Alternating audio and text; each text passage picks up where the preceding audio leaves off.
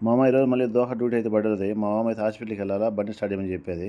అందుకని చెప్పేసి బండి స్టార్ట్ చేసి ఒక చిన్న వీడియో తీస్తా ఉన్నాను. 8:30 అయిపోయింది టైం పొద్దున్నే ఇప్పుడు. చూడండి వెదర్ అయితే బాగా ఎండ కాస్తుంది ఈరోజు. మొన్నైతే వర్షం పడ్డది. ఈరోజు ఎండ కాస్తా ఉంది. ఒకరోజు చలి, ఒకరోజు వాన ఏం జరుగుతుందో అర్థం కావట్లేదు. ఇప్పుడు క్లైమేట్ అంతా వేరుగా ఉంటుంది. ఇప్పుడైతే దోహాలో ఉన్న అహ్మద్ హాస్పిటల్‌కి అయితే వచ్చేసాను. మా మామని దించేసి వచ్చి పార్కింగ్‌లో బండి అయితే పెట్టాను. పెట్టేసి చిన్న వీడియో తీద్దామని చెప్పేసి పార్కింగ్‌లో తీస్తా ఉన్నాను. రోజు హాస్పిటల్ దగ్గర ఏం తీద్దాంలే అని చెప్పేసి ఈరోజు పార్కింగ్ ప్లేస్‌లో తీస్తా ఉన్నాను. మళ్ళీ వచ్చేసి స్టేషన్‌లో పోయేటప్పుడు మనం ఒక ఏరియాకి పోవాలి. అక్కడ సామాన్లు కొనాలన్నది.